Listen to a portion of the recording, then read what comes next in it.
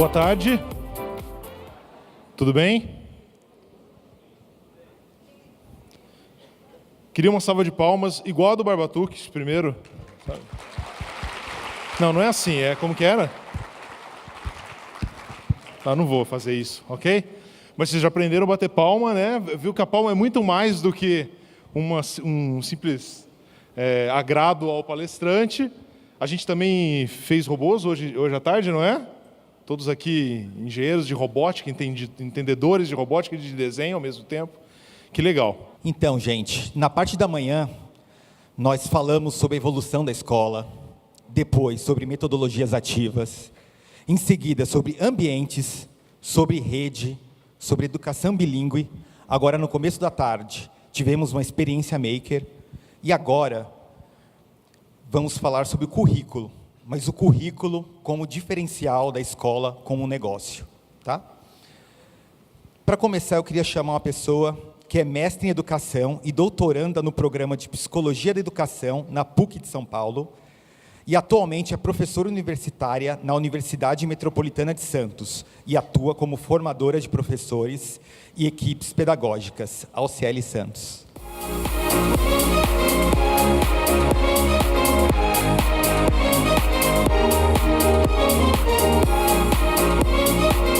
Nosso próximo convidado é formado em engenharia agrícola, já foi fazendeiro, mas também se transformou em consultor financeiro e trabalhou em bancos de investimento. Migrou então para a área da educação e trabalhou na área executiva de grandes empresas editoriais de educação. Hoje ele dedica o seu tempo ao Grupo Valoro e ao Grupo Veteri, uma iniciativa que promove um olhar financeiro e de negócio para escolas e iniciativas na área da educação. Gustavo Wingman.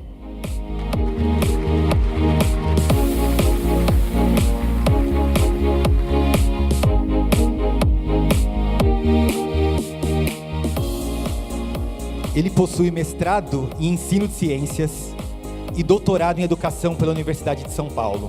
Foi professor na PUC de Minas Gerais e na Universidade Federal de Minas Gerais.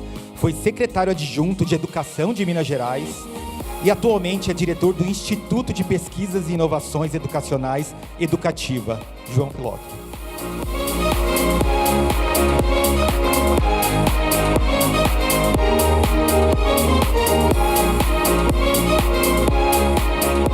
Nosso próximo convidado possui licenciatura em História na Universidade de Tuiuti do Paraná e tem especializações na área de gestão pedagógica, orientação educacional e coordenação. Atualmente é gestor pedagógico do Sagrado Rede Educação na região sul. Rafael Lima.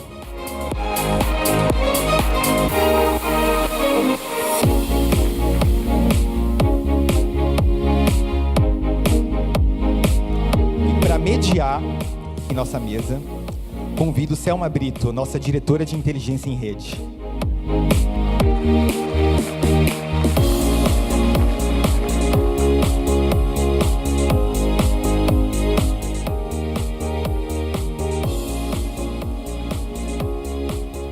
Boa tarde. Bom, agora não é uma roda de conversa, uma mesa redonda que não é redonda, uma roda de conversa que não é uma roda, né? Então, começamos bem. Bom, um diálogo entre currículo e negócio, né? Um diálogo bem dentro do qual mesmo da escola privada, né? É currículo e é negócio. Agradecer a todos os componentes aqui da mesa que atendeu o nosso pedido e foram bem analisados e escolhidos, né, para poder conversarmos sobre isso. Mas, antes de iniciarmos a nossa conversa, eu vou chamar um vídeo para nos ajudar, né, na tessitura desse diálogo. Vamos lá ao vídeo. Acreditamos que a revolução é metodológica e educativa, não tecnológica. Mas as novas tecnologias hoje permitem e quase impõem que sejam feitas transformações no jeito de ensinar. Nós sempre tivemos famílias muito questionadoras. E aí uma das coisas que a gente vem percebendo, né, que a gente precisa ter isso como norte nessa relação, é a segurança no que a gente faz. Tem dois pontos importantes nesse processo de gestão. Primeiro é você saber onde você está, você ter exata noção de onde você está, e depois você saber onde você quer chegar. Então, hoje no Elvira, a gente tem um planejamento que vai até 2021. Eu digo que, enquanto líder e gestora, né, a gente tem que dar asas. Então, se a escola quer inovar, o primeiro ponto que ela precisa fazer é trabalhar a formação dos professores. É dar ajuda, dar aporte para esse professor ressignificar a sua prática. As escolas precisam ser corajosas, né? As escolas precisam entender que é um momento de transformação, que é um momento de reinvenção. Quando você tem uma cultura com sentimento de pertença, onde todos estão aprendendo, né? Onde o conhecimento é compartilhado, onde o ambiente é humano, a chance da tecnologia prosperar é grande. A escola ela vai ver um viés desse ser humano, mas esse ser humano ele é todo. Ele chega na escola com as suas carências, com as suas angústias, com muito sofrimento às vezes. E eu acho que apesar da escola ter uma importante tarefa pedagógica, ela tem que olhar esse ser humano. E o ser humano ele não é só cognitivo. Aqui no Elvira, a gente tem um processo de inovação focado em 3 pilares: metodologia de projetos, metodologias ativas e cultura maker. Para qualquer pessoa que você pergunte isso aqui na escola, isso hoje está muito claro. A partir do momento que você tem o foco, como você comunica isso? E como você junta mais pessoas para comunicarem isso junto com você? E como você, enquanto gestor, desenvolve processos de gestão profissionais a partir de avaliações externas, de ferramentas empresariais, de uso de Canvas, o quanto você traz desse profissionalismo para a escola, que não é um profissionalismo pedagógico, é um profissionalismo de gestão. A gente tem criado espaços de diálogo com mais frequência, né, e de um jeito mais alargado. Uma das ferramentas que a gente passou a usar para tentar melhorar essa comunicação foi o aplicativo. E assim, a gente acredita que melhorou muito. Não só a resposta ficou mais rápida, como também ficou um canal oficial e ficou também mais fácil para a gestão, enquanto direção, enquanto coordenação, poder também acompanhar o que os pais estavam solicitando. Aqui no Colégio Interativa, a gente tem uma disciplina de iniciação científica e ela acontece no Fundamental 2. Mas nos outros segmentos, o método investigativo está presente em todas as aulas, desde a educação infantil até o ensino médio. No fim das contas, o que a gente fez e que a gente pode perceber é que a gente virou a escola de ponta cabeça. Porque o aluno está aqui e ele vai fazer uma análise estatística, ele precisa saber matemática. Ele vai escrever um texto científico, ele tem que saber português. Ele vai falar sobre metodologia, ele tem que aprender filosofia. No nono ano, que foi o meu último ano do Fundamental, eu participei da minha primeira feira de ciências. E aí eu comecei a participar das feiras regionais, fui para as feiras nacionais, das feiras nacionais eu comecei a participar das feiras internacionais. Às vezes fala, nossa, mas é só participar de mais uma feira. E a gente fala para os alunos, olha, vocês já são premiados por estarem indo representar o colégio numa feira. E aí eles vão e, como consequência, voltam com prêmio como essa última, né, que foi para a SEV, uma feira que nós não conhecíamos, e voltou com prêmio de 3º lugar.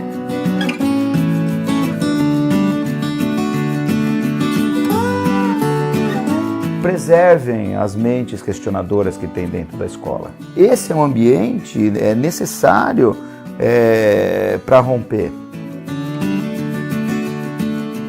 Bom, esse vídeo traz um pouco, né, da nossa história, né, das escolas, da nossa rede, né, dessa produção em rede nossa. Bom, traz poucas escolas diante do volume de escolas que nós temos hoje, que já produzem coisas bastante diferenciadas, que cumprem a ideia de uma outra escola, da construção de uma outra escola. Então, aqui estão só alguns exemplos, mas eu tenho certeza, né, de que olhando aqui esse auditório e reconhecendo vocês, quantas outras escolas poderiam estar, né, aqui também compondo esse vídeo e dizendo sobre coisas que já se realizam. E esse é fruto de um trabalho, né, de 5 anos que estamos juntos, um trabalho desse conceito de escolas em rede. né, que já começa a desconstruir, né, e observar essa escola que cumpriu um papel num tempo, né, num espaço social definido, que é essa escola formadora de indivíduos, né, dentro de um modelo. Bom, o que nos une nesta rede é justamente a compreensão de que essa escola morreu, né, hoje é uma ruína sufocada pela sua falta de sentido. Toda escola que compõe essa rede, ela tem essa compreensão de que esse modelo de escola que formata indivíduos únicos, né, indivíduos que não são únicos, né, indivíduos dentro de um formato único, essa escola não existe mais. E a gente está há 5 anos desconstruindo pilares dela e construindo outros pilares que falam dessa possibilidade de uma outra escola.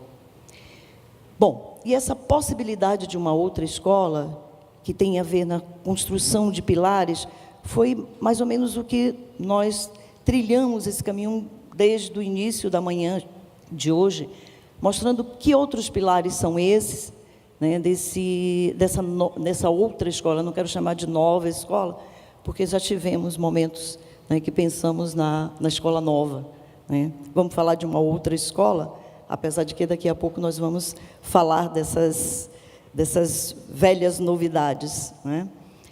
Mas é este compromisso de construção de uma proposta que, de fato, colabore para esses indivíduos emancipados, um espaço que colabore para educar e facilitar a educação desses indivíduos emancipados, esses indivíduos que têm sede de aprender e quer ver reconhecido aí a possibilidade de aprender nas propostas educativas das escolas, né, que é justamente, né, que compõe esse currículo, né? Então, o currículo como identidade da escola, como uma proposta que respeita o aprendiz, e aquele currículo que respeita o aprendiz, ele está a serviço do desenvolvimento, né, deste ser humano.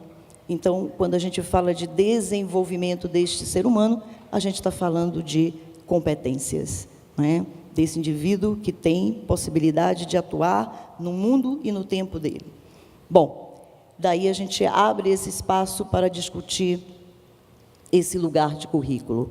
Muito oportuno para nós agora discutir currículo, está muito em voga no nosso país, e não só no Brasil, mas também em países da América Latina, e a Colômbia está conosco vivendo esse mesmo momento, de discutir esse novo currículo que vai definir justamente essa escola. Porque o que vocês perceberam no vídeo foram escolas realizando coisas, né, transformando práticas, mas ainda práticas de ocorrências, né? Elas não são práticas permanentes, ou mesmo sendo práticas permanentes, cada escola veio com uma prática ou dedicada à tecnologia, ou dedicada à família, ou dedicada à metodologia, mas reunir tudo isso numa coisa só, numa proposta única de escola, é a nossa grande meta e missão, e também a nossa crença de, em rede, ser muito mais fácil construir isso do que sozinha. Então, falar em currículo e falar nessa oportunidade que a BNCC traz para a gente de discutir, né, um currículo único nacional e de uma parte diversificada que vai definir aí outros tantos currículos e identitários de rede, como que nós vamos conversar, Alceli, a partir dessa compreensão da base? Bom, boa tarde a todos. Uma alegria estar aqui ladeando essa mesa junto com a Selma, né? 3 homens competentes ao centro e nós 2 aqui na mediação. Tem uma palavra que se repetiu muito, tanto na fala da Selma quanto na nossa trajetória desde que aqui estamos, que é a identidade. Currículo é projeto identitário. E nesse vídeo que nós assistimos juntos, tem uma marca bastante importante, que é a forma como esses gestores falam de suas escolas. eles falam com uma propriedade e uma paixão que se enxerga quando as pessoas falam de si e dos seus projetos de vida. Então, o currículo, primeiro, precisa ser visto numa dimensão que dialoga com as nossas identidades particulares, né? O que é valor para mim, como gestor? O que é valor para o coletivo que está compondo essa escola junto comigo nessa caminhada? Essas coisas compõem currículo. Tá? E aí, transcendendo já um pouquinho a partir do vídeo, a gente pode concluir, então, que esse processo identitário é movimento. O tempo todo ali, nas falas desses gestores, sejam nos projetos mais ligados intrinsecamente a processo de aprendizagem, né? Como a escola que fala do projeto de ciências da natureza, com metodologia de investigação, seja na escola que fala mais da questão da gestão e uma gestão inovadora, o que há em comum nessas falas é que esse projeto aponta um diferencial de escola. Essas escolas elegeram um diferencial com o qual trabalhar em suas propostas e dimensionaram isso no espaço-tempo. Uma delas ainda traz, olha, já temos projeto até 2021. Ao fazer isso, esse movimento que essa escola gera traz um senso de pertencimento, que também apareceu na fala de um dos diretores do vídeo. As pessoas da escola sabem falar quais são os nossos 3 pontos, uma outra gestora disse. E esse pertencimento precisa ser um ingrediente que nos suscite depois desse evento. Senão, de nada adiantou assistirmos 5 TEDs, fazermos uma experiência maker, estarmos aqui num painel, se ao voltarmos para os nossos coletivos, nós não suscitemos no grupo aquilo que suscitou em nós a participação nesse congresso. Tá? E aí, qual identidade eu trago pessoalmente aqui para esse painel? Né? É uma identidade de quem tem um currículo generoso, como meu amigo Tiago apresentou, né? Mas onde eu quero destacar em especial meus últimos 10 anos como coordenadora pedagógica de uma escola do UNO. Né? Uma escola que acreditou nesse projeto e que fez adesão logo no primeiro ano de UNO Internacional, e que passou por diversas dificuldades nessa adequação, mas que entendeu que, apesar de compor identidade com o UNO, tinha uma identidade como escola que precisaria caminhar junto à identidade do UNO. E, ao fazer isso, foram várias as escolhas que eu fiz como gestora, junto à equipe pedagógica e o coletivo de professores que escolheu o UNO. E isso é outro fator importante, nós escolhemos estar no UNO. E essas escolhas tinham que representar tanto as nossas diversidades de projetos individuais de vida, para que nós estivéssemos felizes fazendo os nossos projetos como escola. Então, se para mim era valor liberdade, os meus projetos como coordenadora pedagógica também tinham que conter liberdade como valor. Tinham que ter comissões, tinham que ter alunos participando não apenas da organização, mas da concepção de cada projeto que ali a gente desenhava. E esse convite, eu penso que é o grande convite de todos esses conceitos que foram listados pelo Richardson de manhã, né? Que ele colocou vários deles e depois só apagou tudo e ficamos só com learning. Né? Porque o learning, a aprendizagem, resume tudo isso. Tá? O que eu vou colocar no currículo precisa estar em diálogo com o que eu também quero aprender, com o que eu quero construir para a minha escola. E esse senso de pertencimento da minha escola, do meu coletivo, do meu grupo, da minha equipe, é muito importante. Não no sentido de poder, né? Não é meu no sentido de posse, mas é meu no sentido de eu faço parte. Agora, eu estava numa escola, e aqui, nesse trio de rapazes que eu estou ladeando, tem um rapaz que tem uma experiência diferente, né? A experiência de grupo, né? Do estar num sistema, numa rede de escolas, e ter a responsabilidade de uma gestão de currículo que aí não é de uma escola, mas que é de um grupo de escolas. E eu tenho certeza que aqui nessa plateia tem outros gestores com essa responsabilidade também de um coletivo maior ainda, né? Um coletivo de grupo. O que essa rede entende? E a gente tem uma realidade colocada, como a Selma já nos trouxe, que é a realidade da Base Nacional Comum Curricular. Com essa realidade, como construir um currículo, como projetar isso, né? Então, nesse ponto, eu já vou passar para o Rafael, para que ele fale também um pouquinho dessa experiência dele e traga também para nós o que da sua identidade como gestor pode entrar em diálogo aqui com esse nosso momento atual de país, com um currículo proposto numa normativa legal. Boa tarde. Então, agradecer primeiramente o convite. É muito bom, na verdade, estar conversando sobre essas questões, principalmente no momento que no Brasil, isso retomando, até puxando um gancho do que foi falado até esse momento, que as questões curriculares se tornaram, de certa forma, emergentes. E isso é evidente após a homologação da Base Nacional Comum Curricular. E quanto à própria minha experiência com relação ao vivenciar este momento, eu vim acompanhando toda a construção da BNCC desde o final de 2014, tentando fazer parte o máximo possível daquilo que eles estavam tentando demonstrar de maneira bem notória. Isso foi discutido amplamente a nível nacional. E o que ela traz, na verdade, para a gente hoje, e o que diferencia, e será realmente que diferencia algum trabalho que nós fazemos, e como que o currículo se encaixa dentro dessa proposta. E a primeira questão a saber é que a Base Nacional Comum Curricular não é um currículo. Ela traz um direcionamento muito evidente, aonde as concepções pedagógicas irão se aflorar de diversas maneiras, mas ela não se corporifica como um currículo, muito menos como um planejamento, como era o susto de algumas pessoas que participaram desse movimento da BNCC desde o início. A gente ficou conversando um tempo ali durante o horário de almoço, de perceber, na verdade, que algumas questões que estão inseridas dentro da BNCC não necessariamente são novas. Quando ela fala, na verdade, que ela é um documento normativo, que é uma questão que assusta bastante. Então, a partir da homologação no final de 2017, ela deixou de ser um discurso, um modismo, e a partir de 2018 ela torna-se uma norma que deve ser utilizada independentemente de uma instituição pública ou privada.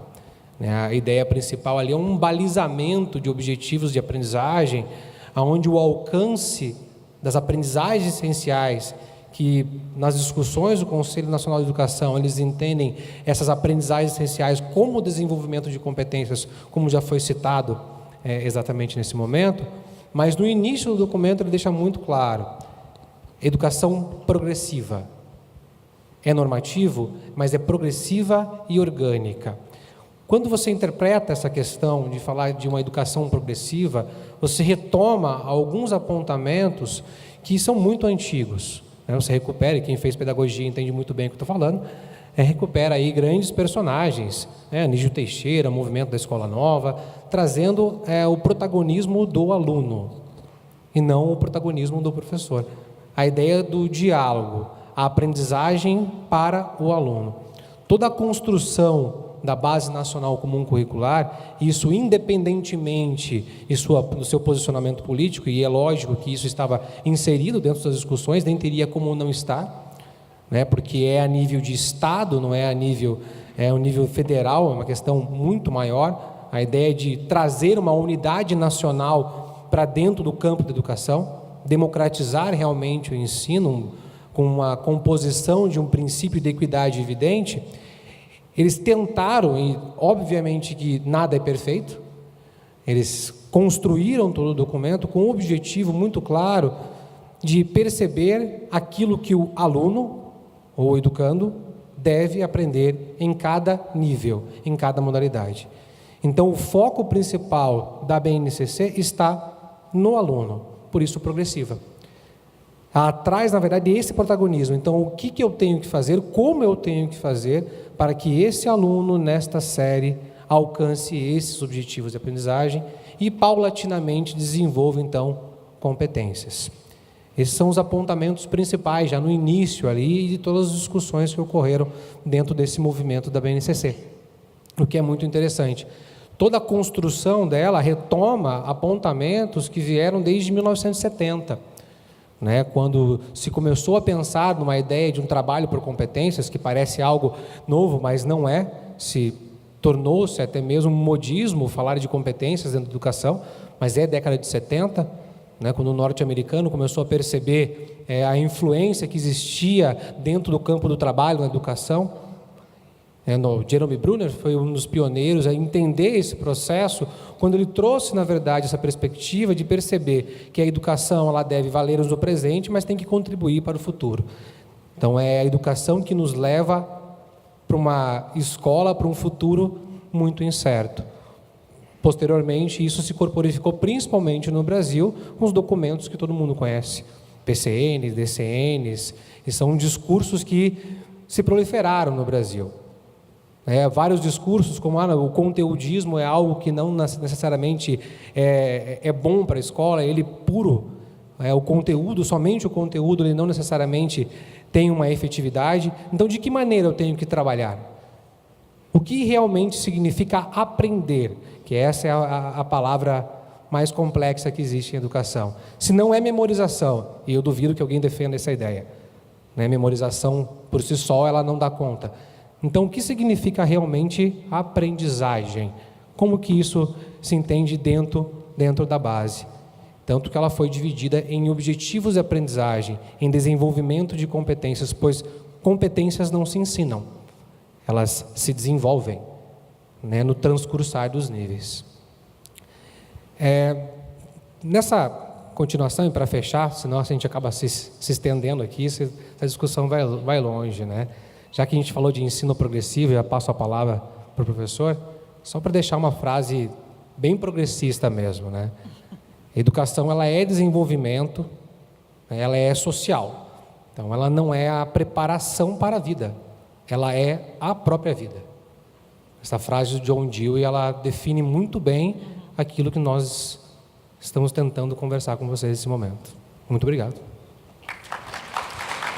Roubando um pouquinho a fala antes do professor João Filocre, veja a coerência do que o Rafael nos trouxe com aquilo que nós pensamos e colocamos como proposta de manhã, Se o aluno deve estar no centro, a gente não pode projetar uma construção de um currículo por competências para algo que ele vai ser. Esse aluno já é. Então, se ele já é e se ele está no centro, como fazer essa educação em progressivo? Como é que é isso? Esse conceito de progressivo que essa matriz de competências nos traz. Então, acho que aqui eu passo para o professor João para ele aprofundar essa ideia para nós. Boa tarde.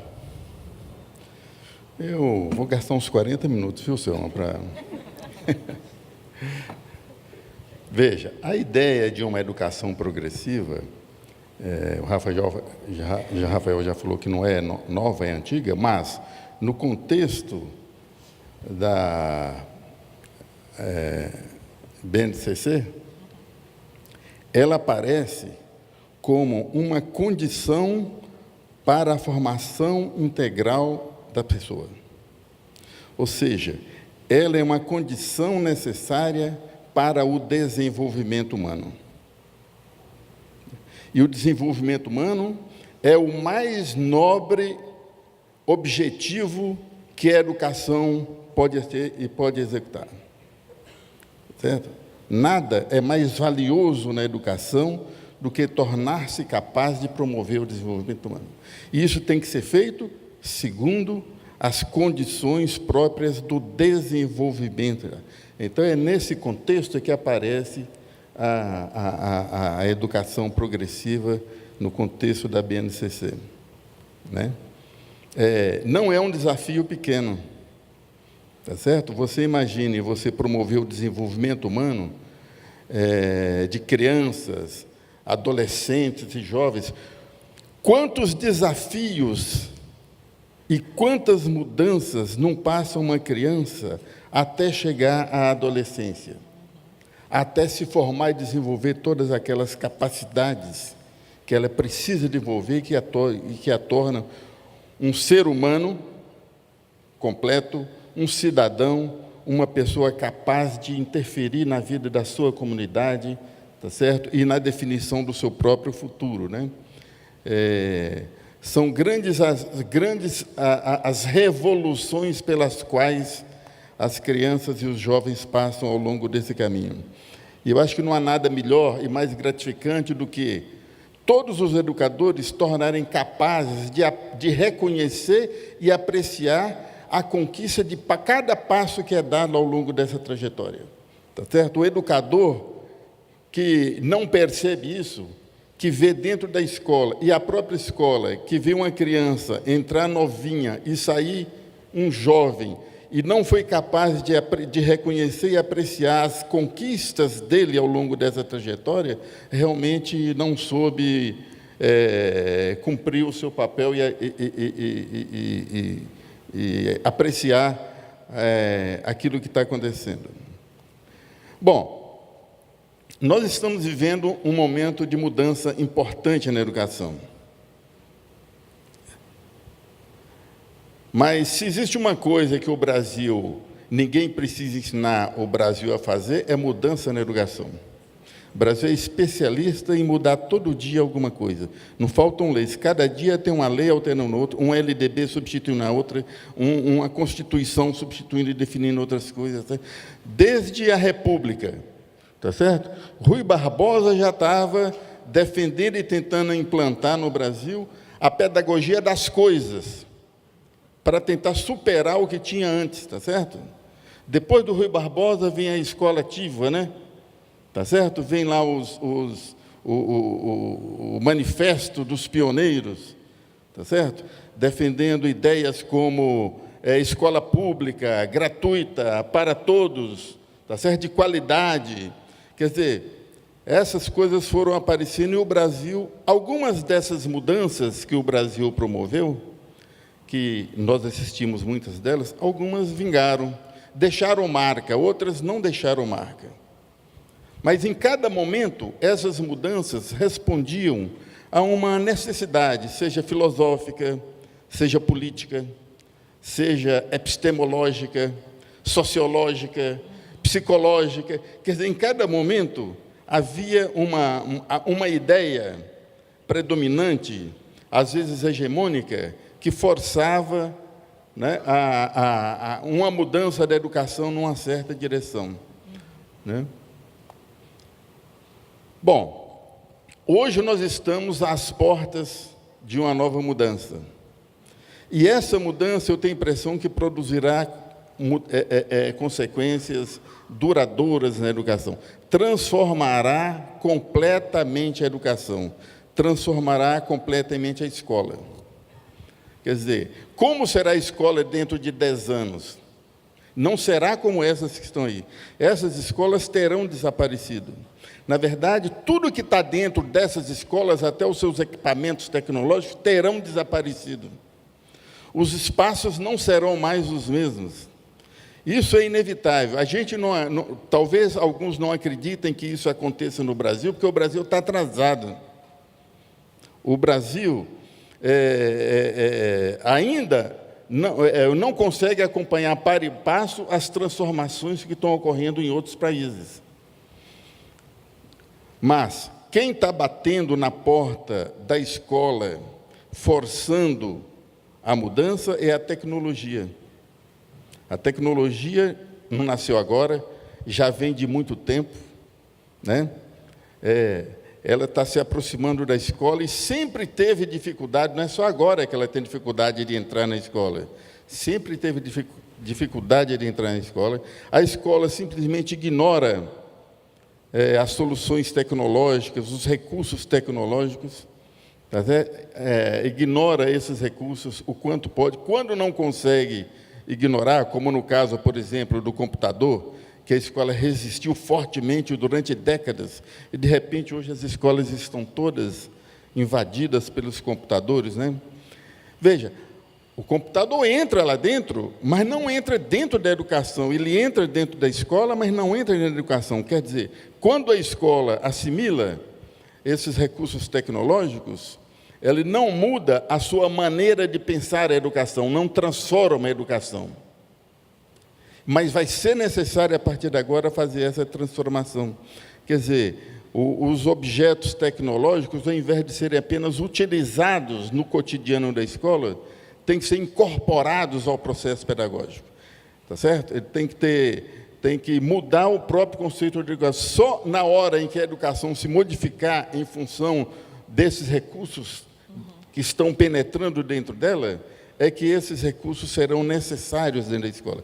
Senão, a qualquer momento, eu posso pegar e descartar o computador, descartar o celular, descartar tudo, porque não faz parte necessária da visão de educação que você tem. A escola tem duas dívidas com a tecnologia. Uma é antiga. É a ideia de que a nossa escola, como diz, é bacharelesca. Valoriza demais o conhecimento e valoriza de menos o saber fazer. Sempre foi assim. Tá certo? O nobre na escola é você aprender as teorias. Tá certo? Aprender a fazer coisas e resolver problemas práticos nunca foi nobre dentro da nossa escola.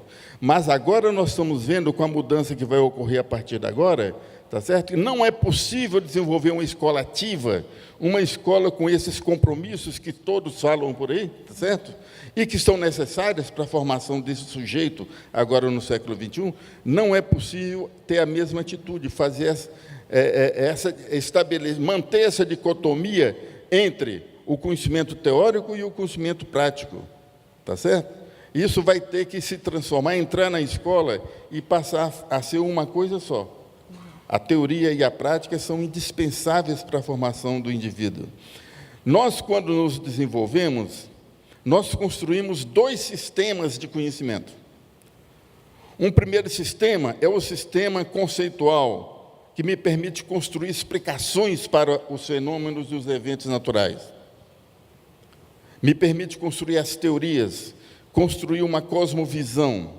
O outro sistema é o sistema do saber fazer, realizar bem-sucedidamente ações práticas sobre o mundo. Esses dois sistemas que nós construímos ao longo do nosso desenvolvimento, eles não são independentes, mas têm função diferente no processo de interação com a realidade. A ciência é assim. A gente acha que quando a gente fala, vou ensinar ciência, então eu vou ensinar teoria. Não existe ciência só com teoria. A ciência chegou no ponto em que chegou hoje, porque os cientistas não fizeram só teoria. Galileu construiu o seu telescópio, certo? Quer dizer, os cientistas construíram os instrumentos e as soluções tecnológicas que permitiram a ele gastar tempo construindo teoria. Não haveria teoria. Se a gente construísse apenas teoria e não nos ocupássemos de construir esses artefatos, nós não teríamos chegado onde nós chegamos. Por outro lado, se a gente fosse apenas fazedor de coisas, construtores de soluções práticas, nós não teríamos alcançado a capacidade de compreensão da realidade que nós alcançamos agora. Então, ciência é a irmã gêmea da tecnologia. Colocar isso separado, um de um lado e outro do outro, é uma dívida que a escola tem com a ciência e com a tecnologia, com o conhecimento e com o saber fazer. Tá certo? Isso é uma dívida que vai ser resgatada agora, nessa transformação que está ocorrendo. Tá certo? E que a tecnologia, nesse momento, está chegando com tanta força que penetrou nas nossas vidas, no nosso cotidiano, penetrou nos processos, modificou os processos de produção, os processos de comunicação. Quer dizer, o mundo está mudando de tal maneira que a escola e a educação não poderá mais ignorar essa tecnologia que está associada a essa ciência que está chegando. Mudou o mundo. E o mundo muda todo dia. Esse é o mundo, como diz o Bauman, é um mundo líquido. Tudo escapa pelos dedos. Escapa entre os seus dedos, tá certo? Esse é o mundo em que nós vivemos. Então, e que coloca dois desafios para a escola, e não um. Um é fazer o currículo que responde às necessidades, aos problemas imediatos que nós temos agora. A escola tem que estar resolvendo, apresentando resposta para essas demandas atuais, o que já não é fácil. Mas ele apresenta, esse mundo em transformação, apresenta um outro desafio, é fazer um currículo para algo que não aconteceu, para algo que eu não sou capaz de dizer como será esse mundo daqui a 5 ou 10 anos. O menino que está entrando na educação infantil, quando ele se formar, como será o mundo? O que ele fará? O que ele será? Nós não sabemos isso. Então, esse currículo tem que ter um pé nas questões reais, nos problemas reais, e tem que ter um outro pé apontando para o possível, o mundo possível. E esse esforço é algo que precisa ser feito na educação.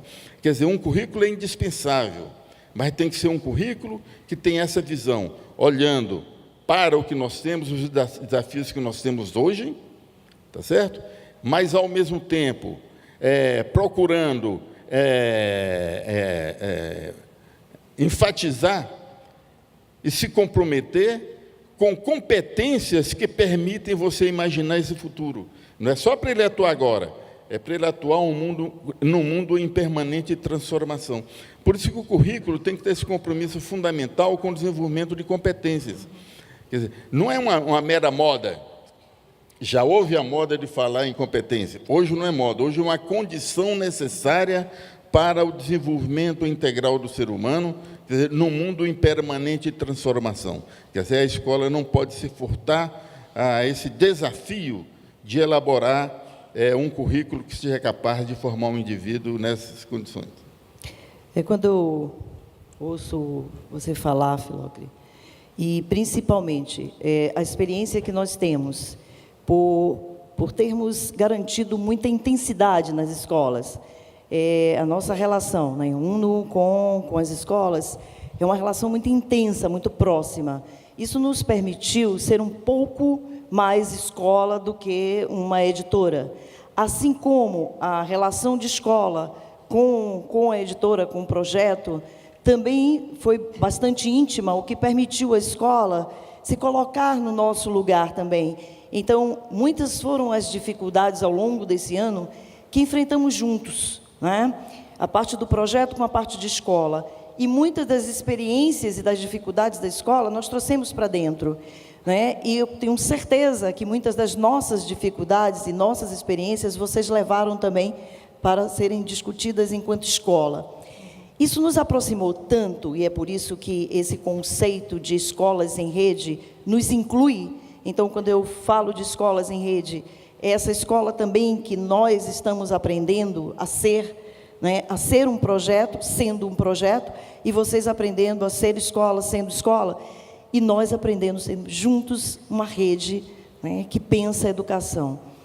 E aí, quando me permito este lugar e digo quão difícil é montar um currículo com base em competência, né? Um currículo que reúna recursos, ambientes, metodologias numa proposta única, numa proposta orgânica, que não seja coisas episódicas, que sejam coisas que tenham um alinhamento. O quão difícil é para a escola, que até aqui trabalhou, né, no máximo de compreensão de currículo que a escola tem, é uma matriz curricular baseada em conteúdos disciplinares, né, que, quando muito, se restringe a uma grade de conteúdos e disciplinas. Essa dinâmica, porque o currículo fala da dinâmica escola dentro de um propósito, definido propósito. Então, nós, enquanto projeto, nós tivemos que aprender a fazer isso. E deixar um pouco desse conforto, desse lugar de conforto de ser meramente recurso. E a gente, por muito tempo, nós utilizamos essa defesa, né? Nós não somos cursos, somos recursos. Vocês ouviram até eu dizendo isso em alguns eventos nossos. E essa proximidade com vocês nos trouxe uma responsabilidade de também nos definir um pouco mais. Se nós estamos tão próximos às escolas, se nós estamos sofrendo a dor delas, por que então que a gente também não pode conversar com uma matriz de competência e produzir os nossos recursos agora com uma dimensão de currículo, né? E poder colaborar com as escolas da rede, numa alternativa de pensar um currículo por competência. E Filóctetes nos ajudou muito nisso. Eu gostaria, Filóctetes, que você falasse um pouquinho mais do que seria, né, das considerações que é fazer uma matriz de competência para desenvolver, ou, no nosso caso, um projeto, né, que tem como meta também entregar recursos, ou, no caso da escola, né, que tem como proposta entregar, né, uma proposta de desenvolvimento de competências para esse cidadão contemporâneo. Quais as considerações, né, as implicações que tem essa construção dessa matriz? A matriz é uma expressão concreta dos compromissos estabelecidos pelo currículo da escola. Tá certo? O currículo é um documento mais amplo. Tá certo? A matriz é um documento mais enxuto e mais concreto. A matriz deve conter tudo aquilo que o professor precisa ensinar na escola. E tudo aquilo que o menino precisa aprender dentro da escola. Quer dizer, a matriz não é uma burocracia. A matriz não é um papel que muitas escolas eu já vi fazendo. Eu vou fazer o meu projeto pedagógico. Eu faço, apresento para o Conselho Estadual de Educação e depois boto na gaveta. Matriz não é isso, não. A matriz é algo que a escola deve elaborar, tá certo? E deve cotidianamente estar orientando o trabalho pedagógico de todos que estão ali dentro. Não pode haver um planejamento do ensino sem que você tenha como referência essa matriz. Essa matriz deve conter as competências indispensáveis para que o aluno consiga se realizar, enfrentar todos aqueles desafios que se apresentam para ele. Tá vendo? E essa construção dessas competências, que, por sinal, já estão estabelecidas, quer dizer, muitos grupos, muitas universidades já se debruçaram sobre isso, a respeito de quais são essas competências fundamentais para o século XXI, quer dizer, para esse mundo em transformação. Essas competências precisam se traduzir dentro da matriz de maneira específica, quando você trata cada conteúdo e cada objeto de conhecimento específico que está lá dentro. Quer dizer, ela não se constitui, as competências não se constituem com uma aula ou com duas aulas, se constitui, tá, e se desenvolve no contexto da execução daquele projeto pedagógico traduzido na matriz. Tá vendo? Gustavo, agora vamos conversar, né, de tudo isso do ponto de vista do negócio, né? Bom, nós temos a escola, a escola privada é um negócio que se dedica a entregar educação, e educação de qualidade é um direito, e agora, como norma, o aprendizado tem que ser uma preocupação de todos nós. Como que isso vira um bom negócio, né? Ou seja, uma apropriação, um currículo, né? Uma escola, quando define o seu currículo, né, ela define uma propriedade. E em cima disso, desse conceito de propriedade, o currículo encontra propriedade de um negócio e como que ele se apresenta como um diferencial. Do ponto de vista do negócio, que liga tem, né?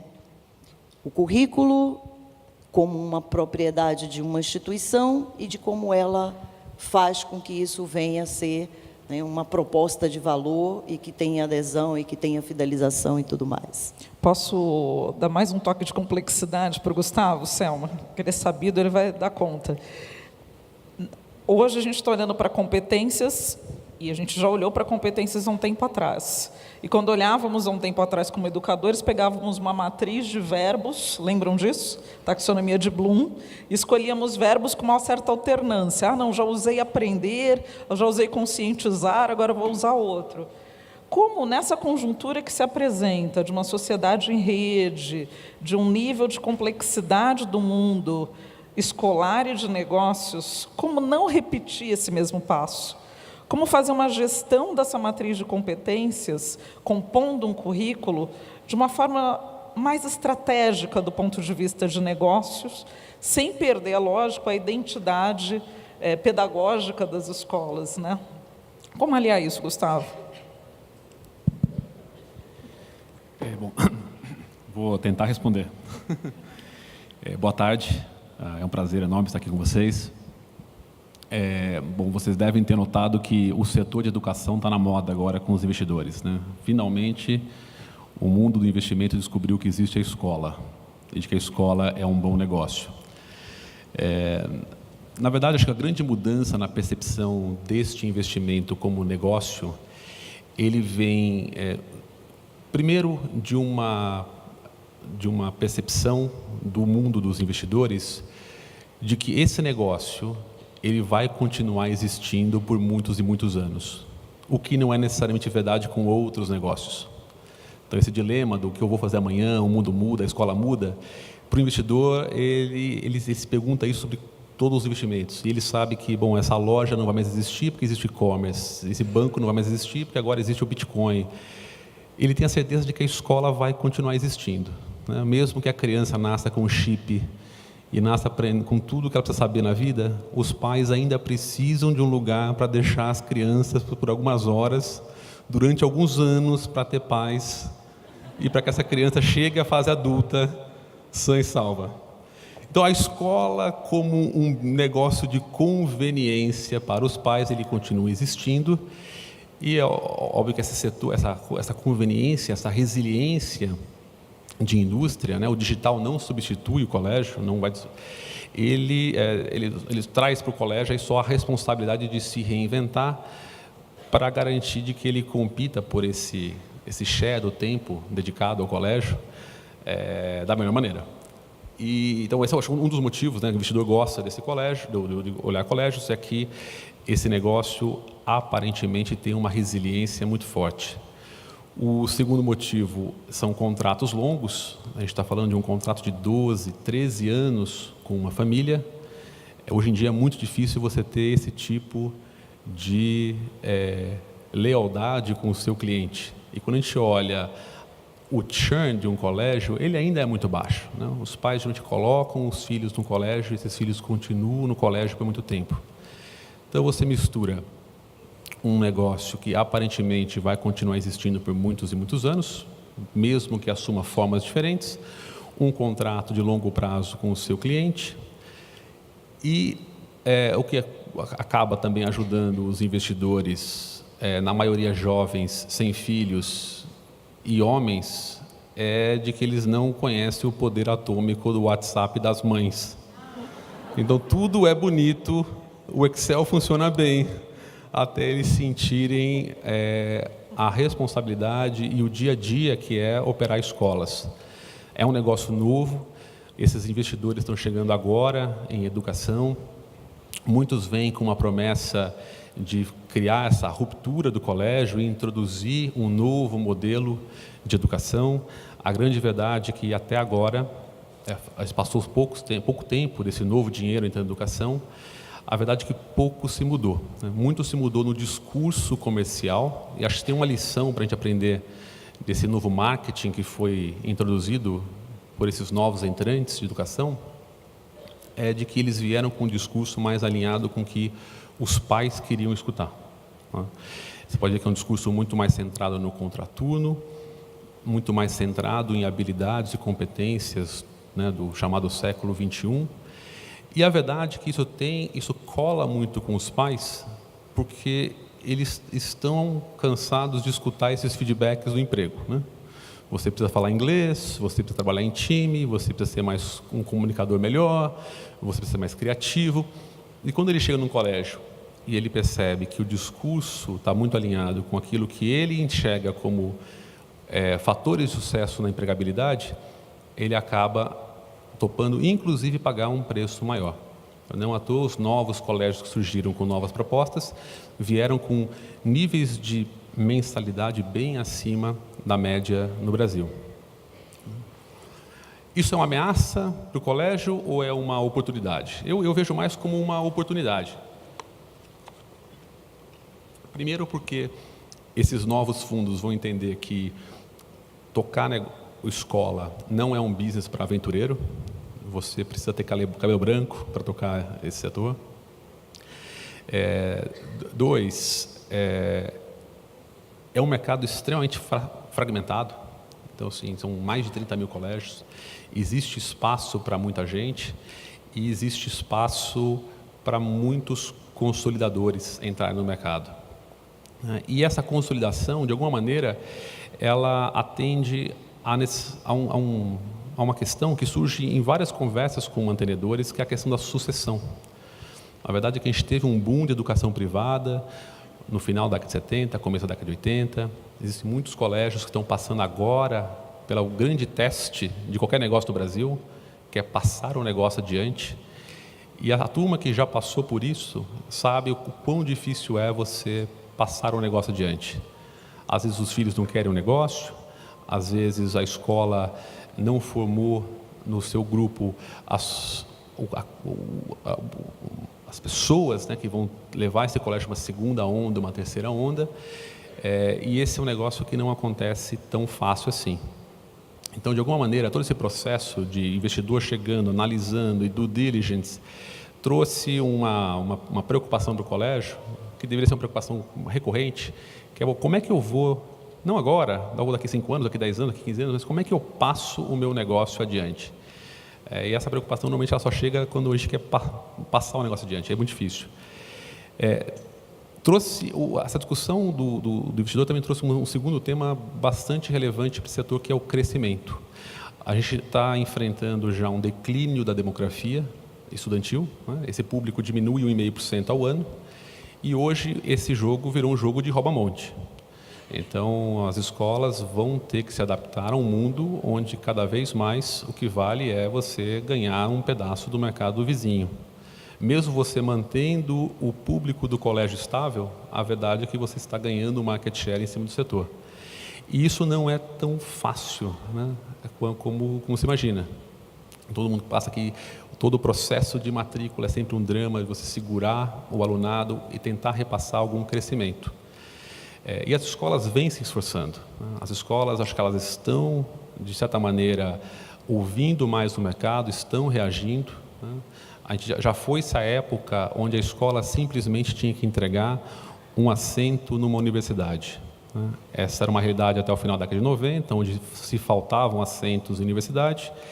E o simples fato de você colocar um aluno ou alguns alunos na universidade já era o selo que você precisava para colocar no colégio. Hoje em dia o jogo mudou, né? Os pais querem mais do que a universidade, a tecnologia acho que mudou muito os fatores de demanda do colégio, as expectativas no colégio.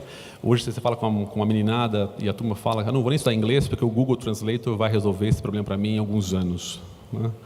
E às vezes pede tudo o que se aprende além do idioma, né? Toda a parte do analítico, do raciocínio da vivência, de aprender uma nova cultura. Não é só aprender o idioma, tem muito mais, né, do que isso. E, às vezes, algumas escolas têm dificuldade em passar isso para os pais. Então, muito se resolve oferecendo algumas atividades tidas como modernas. Então, aqui tem tudo. Tem aula de coding, aula de robótica, aula de criatividade. E você vai para um colégio, tem um emaranhado de selos, né? É plataforma disso, comunicador daquilo, é aula de coding de lá, e o selo de não sei que universidade lá fora. E aí você olha para o colégio e fala, mas qual é o papel do colégio, né? Será que virou um shopping center, né? O aluno vem aqui, ele tem acesso a um monte de coisa que ele escolhe, e aí você vai para o colégio do lado e a oferta é parecida, os selos são os mesmos, só que o colégio custa metade do valor, ou custa o triplo do valor. O que caracteriza esse colégio, né? Esse emaranhado de pequenos selos? Foi-se o tempo que antes tinha um selo só, que era da editora ou do sistema. Hoje você tem 50 selos diferentes. E às vezes nem o colégio sabe por que eu tenho aquilo, né? Mas funciona, né? Você põe ali, o aluno vem, aparece, ele quer fazer uma aula no contraturno, ele gosta de robótica, ele está feliz.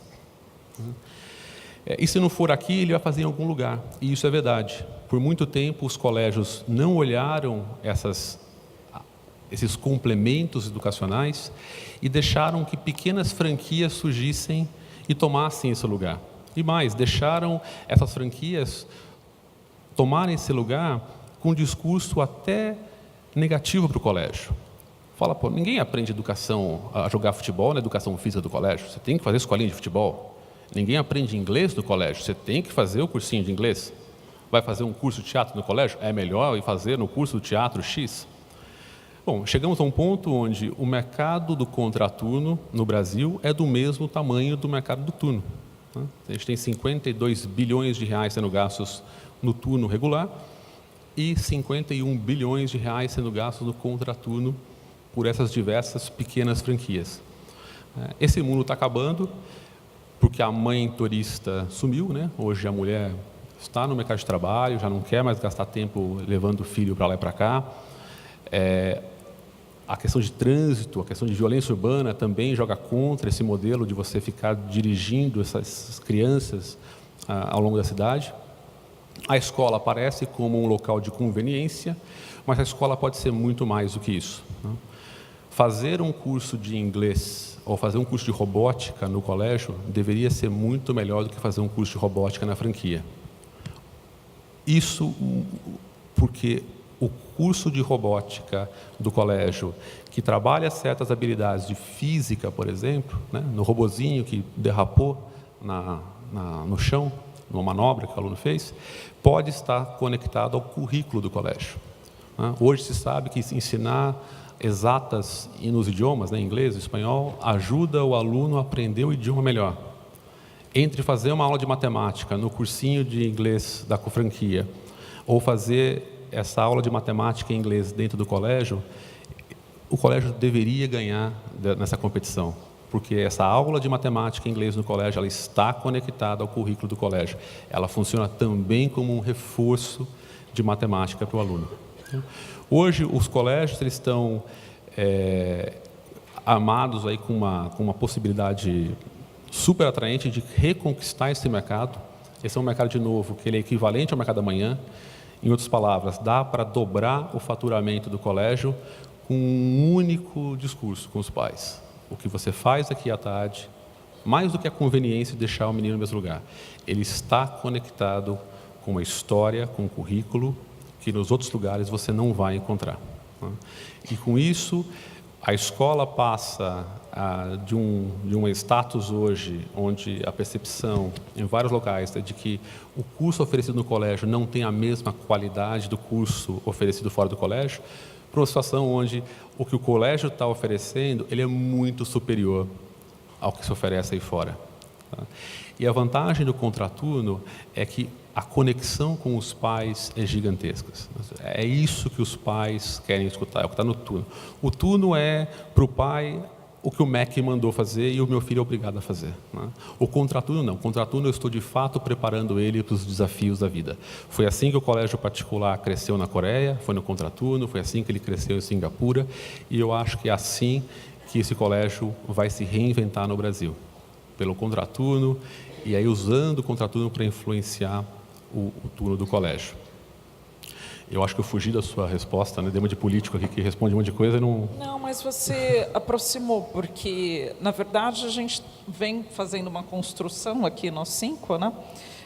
De um currículo que não cabe na escola. Ele transborda para o contraturno, ele transborda nas parcerias que essa escola precisa fazer com outros parceiros, outras instituições, sejam universidades, sejam institutos de pesquisa.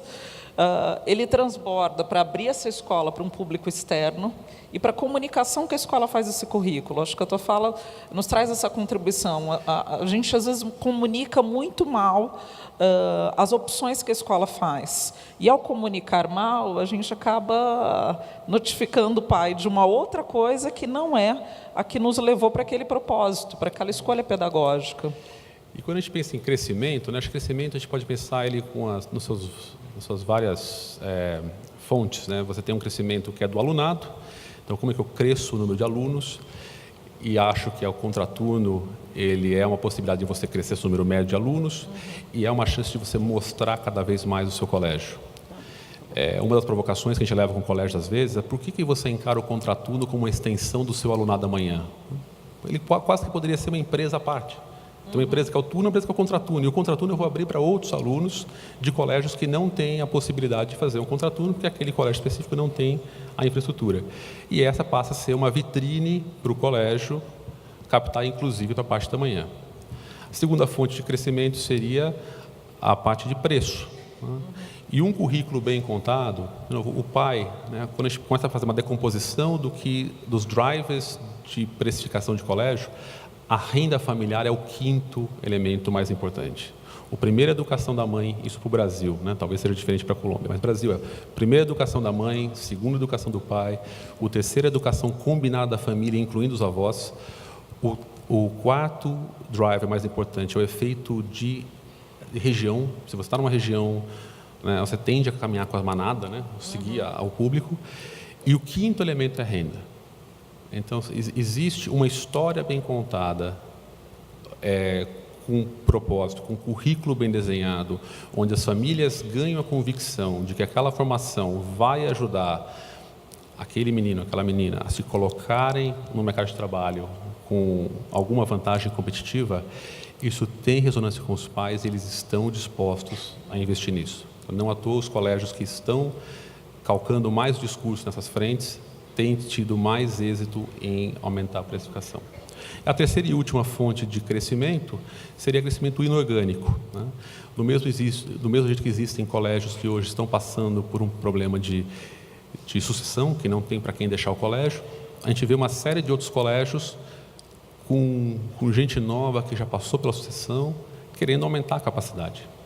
Então, no setor, existe uma possibilidade enorme de você fazer o casamento desses dois colégios. E a escala traz um benefício enorme. Esse não é um negócio de redução de custo, esse é um negócio de diluição de custo. O crescimento é importante, o crescimento te ajuda na retenção de professores, porque um professor de um colégio que cresce, ele enxerga a possibilidade de sair daquele status de professor, caminhar para de coordenação, para direção, e você consegue com isso resolver a sucessão, o crescimento dos que ficam, a precificação do colégio, tranquilizar pais. Muito desse questionamento do pai para o colégio é a função dessas incertezas com relação ao futuro.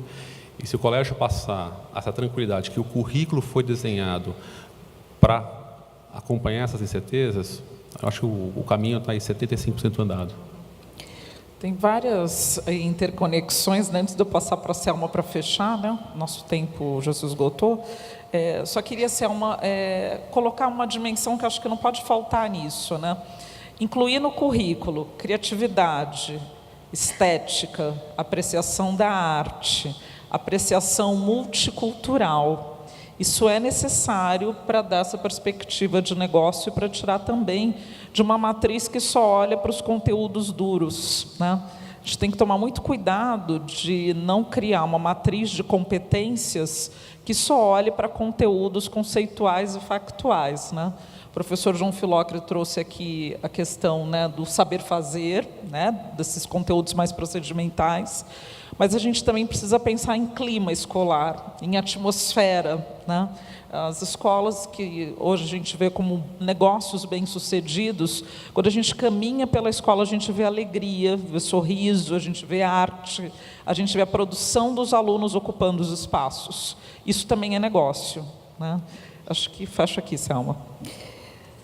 Bom, a conclusão, e é interessante que todos nós possamos sair daqui, bom, e também porque é um trajeto, estou sempre voltando à história, porque onde que nós estamos no nosso ponto de evolução, e amanhã vocês vão ver bem em que ponto da nossa evolução nós estamos, mas que isso tem a ver com essa jornada aprendente, que nós envolvemos as nossas escolas. Tudo que nós precisamos construir faz parte desse posicionamento de estar sempre aprendendo e se possibilitando flexibilizar, reinventar, criar, para que a gente possa nos posicionar diante deste mercado com mais segurança, com mais certeza. Também, enquanto projeto que se propõe a colaborar com essa rede, com essa identidade de rede, e aí por isso que nós avançamos e sim nos reconhecemos de que não somos meros produtores de recursos, somos mais do que isso e queremos ser mais do que isso, e aí colaborar para que as nossas escolas, essa identidade das escolas Rede I, que ela não fique atropelada por esse shopping de marcas, e que se precisarmos ter essas marcas para colaborar, que ela atenda aos propósitos do nosso currículo, que ela colabore com a nossa identidade e que a escola saiba falar por que cada marca está ali, né? A que propósito ela funciona na sua escola, porque é isso que vai diferenciar essa marca em outras escolas. Também uma segurança que nós temos, e isso sempre foi também um valor muito grande do Projeto Uno, nós não queremos ser a marca da escola, né? Nós queremos que cada escola tenha a sua marca forte e que sejamos nós também parceiros construtores desta marca forte. E isso compor também a identidade de uma escola da Rede I. A escola da Rede I, ela não traz o Uno, o Projeto Uno, ela traz o valor de ter escolas em rede, e escolas em rede são escolas que aprendem e aprendem junto com os parceiros. E os parceiros também colaboram para que essa escola se posicione de uma forma diferente no mercado, assim como nós, enquanto projeto, estamos, né, lutando pelo nosso posicionamento diferente dentro desse mercado competitivo, que é o mercado de projeto de sistema de ensino, que é justamente o que nós não queremos ser, né? Então, nós queremos ser essa possibilidade desse redesenho de um currículo de uma outra escola. E, para isso, estamos aqui, né? Estamos sempre atentos a todas as questões que a escola nos trazem e estamos prontos para dizer para vocês qual é esse nosso novo ponto de evolução que, de novo, nos coloca num lugar pioneiros, enquanto projeto dedicado à instituição escola, que estamos, né, conduzindo um caminho, uma jornada de produção de um currículo diferenciado que vai nos livrar, né, dessa concorrência sanguinária, ou vai nos livrar de sermos compreendidos, ou cada escola aí ser compreendida como uma escola que falta sentido. Nós queremos comunicar o nosso sentido em cada escola que compõe a rede, e por isso mesmo amanhã vocês vão ter esta apresentação que, com muito orgulhosamente, a gente divide com vocês, não só, né, onde chegamos, mas como chegamos, que é justamente dividir inteligência, né, dividir a trajetória e não dividir só a chegada, o produto. Não queremos dividir produto, nós queremos dividir jornadas com vocês. E amanhã vocês terão esta apresentação desta forma, tá? De uma grande jornada para nos diferenciar, né? Já estamos posicionados diferentes, isso não tenha dúvida, mas vamos dar o próximo passo, que é numa diferenciação que vai nos afastar bastante desse espaço sanguinário de concorrência as pessoas muito parecidas, né? Apresentando coisas muito parecidas e deixando os pais meio desconfiados sobre isso. Nós queremos dar um passo mais seguro e amanhã vocês terão esta apresentação. Então, vamos jantar, descansar para amanhã, estar com os ouvidos todos atentos de como, né, que nós estamos, em que ponto de evolução nós estamos. Obrigada, gente.